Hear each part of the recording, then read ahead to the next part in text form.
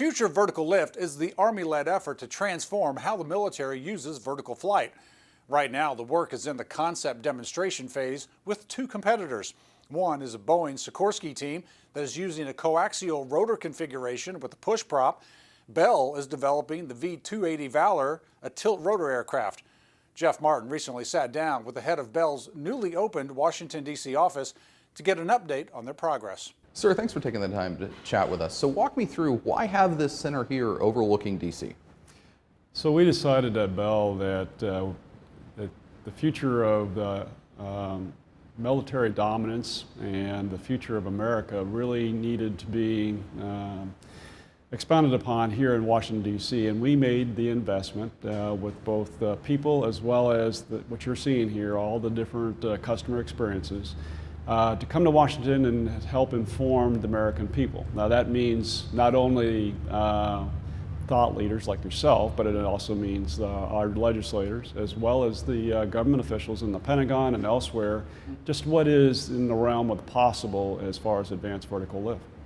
And so with that, Bell is very focused right now on V-280. So walk me through where that program's at, what parts of it you're really hoping to show with this center. The V-280 is actually a joint multi-role technology demonstrator that started back in 2012. I believe it's a huge success story for really the modernization of the acquisition process.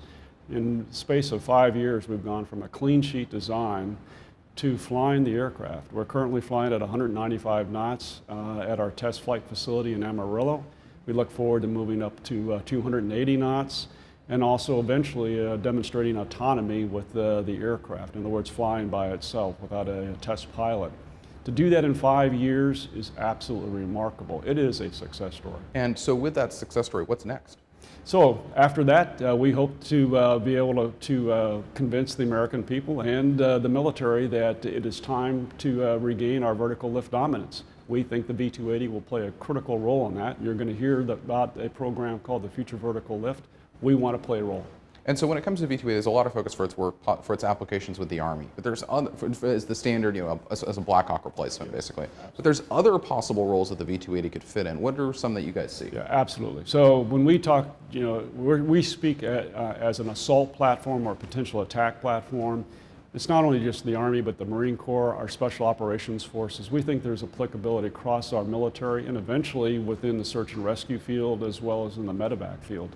Within my previous service, the Army, it's critical that we have a dominant mobility capability on the battlefield that is faster, has longer range, and not only can do assault missions, attack missions, medevac missions, and overall utility missions. There's a lot of talk in the Army right now about speeding up Future Vertical Lift, getting it out in the 2020s versus the 2030s. How have you guys been able to support that? Well, one, we think that we have been able to, there's a period called technology maturation.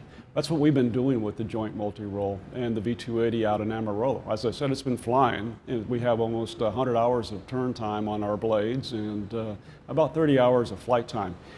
What you get from that is, and it's in partnership with the Army, and what you get is you're buying down your risk. And so we've made huge accomplishments over the last several months. We expect to be doing more over the next 6 months. In fact, as I said, eventually we're going to demonstrate autonomy. That means that you can accelerate the program in a faster way, a deliberate way, without taking risk. Backing up to a more fundamental question about V-280, why tilt-rotor versus a modification of a traditional aspect? Well, for Bell's, we've long been involved in both regular helicopters as well as in tilt-rotors. When it came to the requirement, though, and the absolute need to double your speed, double your range, the tilt-rotor was the right solution in our mind. We also decided that what we had to do is provide a capability that was not only effectively easier to maintain in the field, but also didn't say other systems, but at a cost that was available, affordable for the American people and for the military. We believe the tilt-rotor is the right solution. So when it comes to tilt-rotor, the U.S. military's current tilt-rotor, the Osprey, had a long development process that was plagued with issues and things like that. What lessons have been learned from there that kind of are brought into V-280? Well, as you know, Bell and Boeing build the V-22, and it's actually a very successful story. I mean, it's got over 400,000 hours now, many of them in combat, and is being used by all three services, you know, the Marine Corps, the Air Force under AFSOC, and is now just being bought by the Navy. The Army's the only one that hasn't played in the V-22.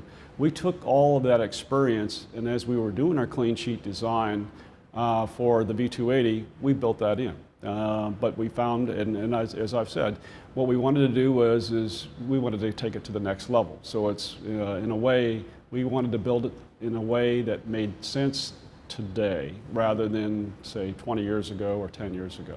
A lot of focus over the past several years has been on the capability set 3, which is where the V-280, you guys have said, believe fit in. But there's a lot of focus over the past 6 months really on Cape Set 1. What could you all offer for that? Well, first of all, Future Vertical Lift is a program of programs. In Cape Set 3, or the assault, or the medium range assault, is part and parcel of that, and that's where we've made those upfront private public investments, the V-280. Cape Set 1 is what we understand might be a armed reconnaissance light attack aircraft. We're still looking for some sort of a broader area announcement by the U.S. government or the Army about what they're interested in. We at Bell have long built some of the world's very best helicopters and other innovative flight capabilities. And so we're looking forward to understanding what are the Army requirements and how Bell might be able to address them.